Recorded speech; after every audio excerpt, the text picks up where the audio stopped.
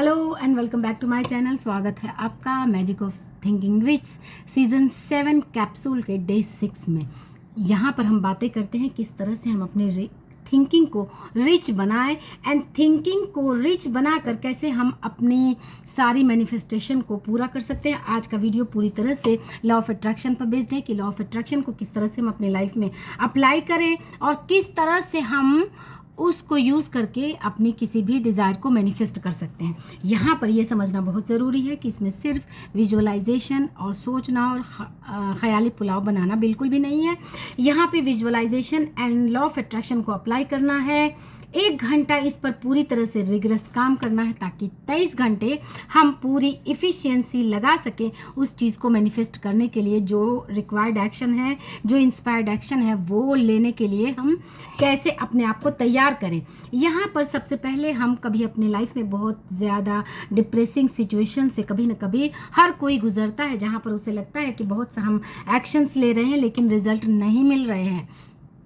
तो रिज़ल्ट पर बाद में सोचेंगे। सबसे पहले अपनी फिजियोलॉजी को चेंज करें, अपनी बॉडी लैंग्वेज को चेंज करें। वो जो एक मुरझाया हुआ जो फिजियोलॉजी है उसे चेंज करें। सुरेश ओबेरॉय अपने इंटरव्यू में, जो कि वो बीके शिवानी के साथ अपने इंटरव्यू में बताते हैं कि किसी फिल्म की शूटिंग थी जिसमें उन्हें बहुत एक ह्यूमरस एक्टिंग करनी थी और उस वक्त उनका मन बहुत उदास था, लेकिन चूंकि एक्टिंग करनी है तो शूटिंग के पहले वो एक रूम में गए और कुछ उछल कूद की और अपने मूड को अच्छा करने की कोशिश की। और वो बताते हैं कि धीरे धीरे शूटिंग के दौरान उनका मूड बिल्कुल भी चेंज हो गया। तो अपनी फिजियोलॉजी को, अपनी बॉडी लैंग्वेज को, अपने एक्शंस को जब हम चेंज करते हैं तो फीलिंग्स भी चेंज होने लगती है। यहाँ पर 2 तरह से हम एक्शंस लेते हैं, इनसाइड आउट या आउटसाइड इन। 2 तरह से हम एक्शंस ले सकते हैं। सॉरी, कोई फ़ोन आ रहा था। तो या तो आपका मूड अच्छा नहीं है तो आप डेलिबरेटली यानी fake it until you make it करें, या फिर उन चीज़ों को, फीलिंग्स को डायरेक्ट अपने लाइफ में अप्लाई करें। अब इसमें आता है, कभी कभी हमारी लाइफ में बहुत सारे गोल्स होते हैं और हमें कोई बाहर से प्रेशर देने वाला नहीं होता। जैसे कि अभी मुझे किसी का कोई प्रेशर नहीं, मैं बहुत कंफर्टेबल लाइफ जी रही हूँ। मुझे किसी भी तरह से कोई प्रेशर नहीं कि मैं वीडियो बनाऊँ, मैं वेबिनार करूँ। मेरे पास ऊपर वाले का दिया हुआ सब कुछ है, किसी तरफ से कोई प्रेशर नहीं। लेकिन कभी हम अपनी लाइफ में यहाँ तक आए हैं, यहाँ तक रहने के लिए नहीं, आगे जाने के लिए। तो मेरा पर्पस है, मैं क्यों देख रही हूँ सीजन 7 एंड क्यों इस वर्कशॉप को खुद भी अप्लाई कर रही हूँ, क्योंकि मैं खुद को अपग्रेड कर रही हूँ। मैं जहाँ पर हूँ उससे और ऊपर मुझे उठना है और आगे मुझे जाना है। सो अपने आप पर खुद भी कभी कभी प्रेशर डालना पड़ता है, क्योंकि हमेशा आपको मम्मी पापा सिर्फ 20-25 साल तक ही रहते हैं जब वो थोड़ा सा प्रेशर डालते हैं कि बेटा ये कर लो, बेटा वो कर लो। उसके बाद की ज़िंदगी आपको खुद पर प्रेशर खुद ही डालना होता है। एंड अपनी एनर्जी को हाई करने का सबसे अच्छा तरीका है काउंट योर ब्लेसिंग्स। अब इसमें क्या होता है कि हमारी सांसें चल रही हैं, मैं देख पा रही हूँ, मैं चल पा रही हूँ, ये सारी चीज़ें जब हम रोज़ करते हैं तो कहीं ना कहीं वो बाय डिफ़ॉल्ट वो एक ऑटो पायलट मोड में चला जाता है। तो आप देख सकते हैं कि आप गिन सकते हैं कि आज दिन भर में मेरे साथ क्या क्या अच्छी चीज़ें हुई, क्या क्या मैंने अपने आप को गोल को अचीव किया, क्या 6 महीने में मैंने अपने आप को अपग्रेड किया। इसमें एक बहुत छोटा सा गोल भी हो सकता है कि मैंने 1 किलो वज़न कम कर लिया, मैंने अपने हेयर स्टाइल को और बढ़िया कर लिया, मैं पहले से और ज़्यादा हैप्पी रहने लगी हूँ। तो आप देखेंगे कि मेरी लाइफ में पहले से ज़्यादा बेटरमेंट हो रहा है। ये सारी चीज़ें आप अपने आप को, जो एक नेगेटिव स्टेट है वो नेगेटिव से 0 स्टेट में लाने के लिए ये सारी चीज़ें कर सकते हैं। अब आते हैं बात के किस तरह से हम लॉ ऑफ अट्रैक्शन को अप्लाई करें, उसे यूज़ करके कैसे हम अपनी लाइफ में कुछ भी मैनिफेस्ट करें। तो सबसे पहले be clear, clarity is power. बहुत सारे लोग विश बहुत करते हैं कि मेरे लिए मुझे 5 लाख पर मंथ कमाना है, मुझे ये एग्ज़ाम क्वालिफाई करना है, बट वो क्लियर बिल्कुल भी नहीं है। क्लैरिटी का मतलब अपने आप को उस अवस्था में फील करना, महसूस करना कि जब जब आपके पास इतने पैसे आ जाएंगे तब आप कैसा महसूस करेंगे। This is the clarity. अब उसमें आपको सबसे पहले तो क्लैरिटी के लिए आप लिख लें। Writing scripting is the best technique to clarify, क्योंकि जब आप लिखते हैं तो मसल मेमोरी भी उसमें जाती है एंड वो क्लैरिफाई होता है। इसलिए स्क्रिप्टिंग क्लैरिटी अगर आपको नहीं मिल रही है तो स्टार्ट राइटिंग। सबसे पहले लिखें कि आपको चाहिए क्या एंड कब तक चाहिए, अगले 1 साल में आपको क्या चाहिए, अगले 5 साल में आपको क्या चाहिए, आप कहाँ अपने आप को देखना चाहते हैं। अब उसमें उसको मैनिफेस्टेशन में आप जो फीलिंग वर्ड्स को भी डालें। Wow it's amazing, hurray, wow कितना अच्छा लग रहा है, क्या मज़ा आ रहा है, पूरी फीलिंग से, यानी आपके गूज बम्प्स आ जाने चाहिए। जैसे कि अगर आप कोई एग्ज़ाम दे रहे हैं और रिज़ल्ट आ जाएगा, उस सिचुएशन को, उस सिनेरियो को फील करके आपको कैसा फील होगा, गूज बम्प्स आ जाएंगे। आप क्या करेंगे उस वक्त, आप कम्युनिकेशन, कन्वर्सेशन को शामिल करें कि आप किस तरह से अपने फैमिली मेम्बर्स को वो मैसेज कन्वे करेंगे, क्या कहेंगे, क्या बताएंगे, किस तरह से एक्सप्रेस करेंगे, और आपके मम्मी पापा या आपके रिलेटिव्स बदले में कैसा एक्सप्रेशन देंगे, उसे भी आपको विजुअलाइज करना है। अपने फ्रेंड्स को शामिल करें, अपनी सारी कम्युनिटी को शामिल करें कि किस तरह से आप उस सिचुएशन को एंजॉय करेंगे। एंड उसके बाद ऑफ कोर्स यूनिवर्स को थैंक यू कहें, धन्यवाद बोलें एंड फीलिंग ऑफ ग्रेटिट्यूड लाएं कि ये चीज़ें सचमुच मिल गई हैं, मुझे कितना अच्छा लग रहा है।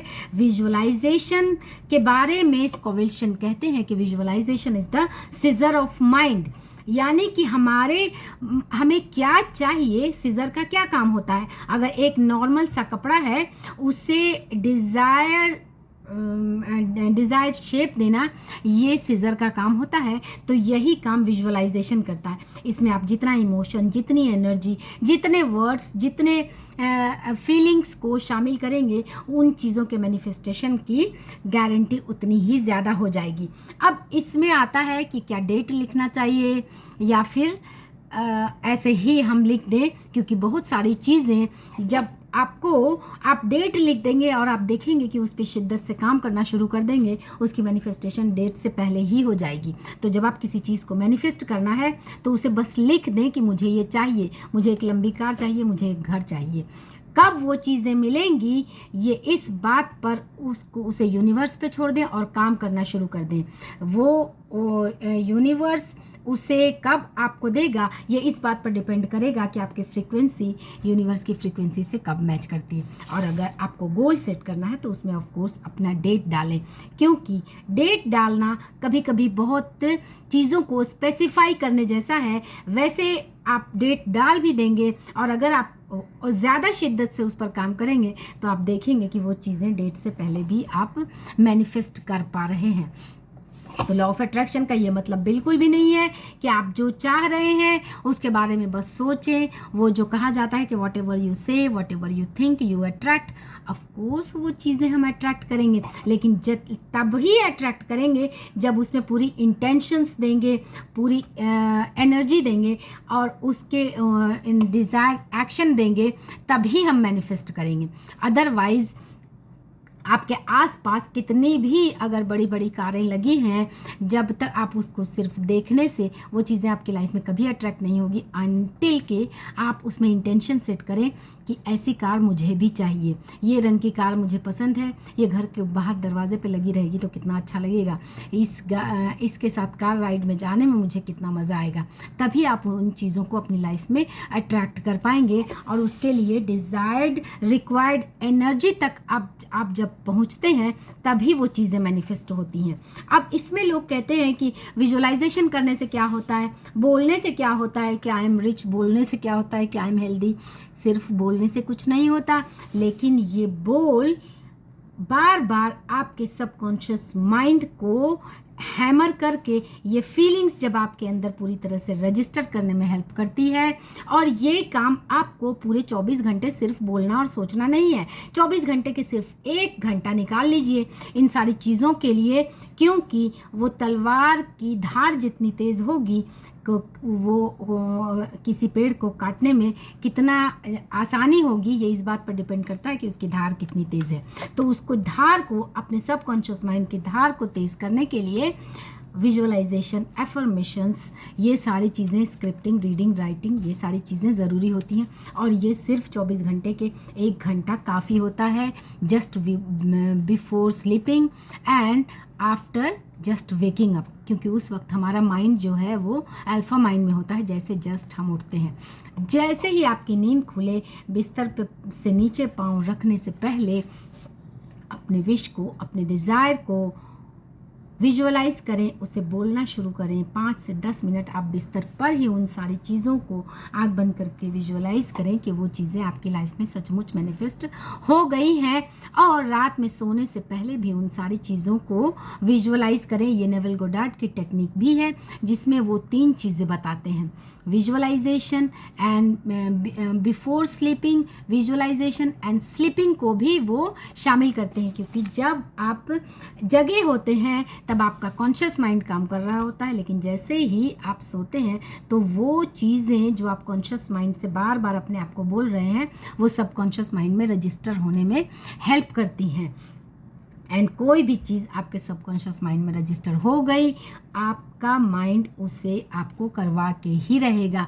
जैसे कि कितने लोग हैं जो सिगरेट पीते हैं, उन्हें पहले वो कॉन्शियसली सिगरेट पीते हैं, एंड जब उन्हें वो चीज़ अच्छी लगने लगती है, फिर वो कहीं से भी ढूंढ कर लाएंगे और उसे ज़रूर ही उसे कहीं ना कहीं से ढूंढ करके उसका इंतज़ाम कर लेंगे। यही बात होती है कि कॉन्शियसली हम अपने सबकॉन्शियस माइंड में किस तरह से किसी चीज़ को डालते हैं। तो ये जो मेरा वर्कशॉप है ये तो सबकॉन्शियस माइंड तक आपकी बातें पहुंचाने का ज़रिया है। लेकिन जैसे ही ये वर्कशॉप एंड होगा, मैं इन सारी चीज़ों के लिए कमांडो ट्रेनिंग भी अपनी लाऊंगी। ये किसी की कॉपी नहीं है, ये मेरी खुद की टेक्निक है। क्योंकि मैं कितनी भी बातें बोलूं और कितनी भी आप सुन लें, ये कुछ दिनों बाद आप भूल जाएंगे जब तक कि आप उस पर एक्शंस नहीं लेंगे। क्योंकि टोनी रॉबिन्स कहते हैं कि bring certainty in your body, यानी कि मसल मेमोरी तक जब तक ये सारी चीज़ें नहीं पहुंचेंगी आप एक्शंस नहीं ले पाएंगे, मैनिफेस्टेशन नहीं हो पाएगा। तो ये सारी चीज़ों के लिए मैं ऑफ कोर्स 30 डेज़ का कोर्स ज़रूर लाऊंगी, जिसमें सारी टेक्निक्स को आपको एक फोर्स करके करवाऊंगी। क्योंकि जब एक कोच रहता है वो चीज़ें करने के लिए आपको बाध्य करता है, क्योंकि हम कभी कभी खुद से नहीं कर पाते हैं।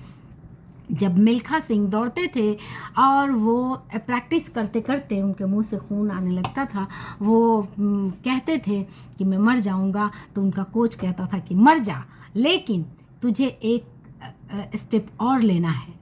क्योंकि कोच को पता था कि ये एक स्टेप फर्दर ही इससे मेडल दिलाएगा, इससे कामयाब कराएगा। तो कोच का वो काम होता है कि जो काम आप खुद से नहीं कर सकते वो एक कोच आपको करवा देता है। सो यही काम करना है। एक कोच जो मैंने भी कभी रखा था, आप भी अपनी लाइफ में जब एक कोच को शामिल कर सकते हैं किसी भी चीज़ से, फील्ड से रिलेटेड, मैनिफेस्टेशन से रिलेटेड, तो आपके मैनिफेस्टेशन के स्पीड को वो फास्ट कर देता है। कोच का यही काम होता है। तो आज के लिए इतना ही, मिलते हैं डे 7 में। उसमें भी एफर्मेशंस की पावर पर हम बात करेंगे और वो भी बहुत ज़्यादा पावरफुल होने वाला है। सो देखते रहिए मेरे इस कैप्सूल को, क्योंकि ये सारा जो वीडियो है आप थोड़ी देर सिर्फ कान में लगाकर सुन भी लेंगे या देख भी लेंगे, आपकी एनर्जी को हाई करने में ये बहुत हेल्प करेगा। क्योंकि दिन भर में ऐसी चीज़ें होती रहती हैं जो हमारे एनर्जी को डाउन कर देती हैं। ऐसे में कोई हाई एनर्जी पावर वर्ड्स आपके सबकॉन्शियस माइंड की एनर्जी को अपलिफ्ट करने में बहुत हेल्प करता है। सो इस वीडियो को अगर आप सिर्फ कान में लगाकर सुन भी लेंगे तो आप अपनी एनर्जी को अपलिफ्टेड पाएंगे। 28 डेज़ के बाद मुझे कमेंट करिएगा कि ये वीडियो आपको कितना हेल्पफुल रहा। एंड मैं देख रही हूँ कि पहले दिन जितने लोगों ने देखा था उसके बाद वॉच टाइम घट गया, क्योंकि आप सोचते हैं करें वही बातें होंगी, ये इसमें क्या होगा, कौन सी बड़ी बात है, यही तो बता रहे।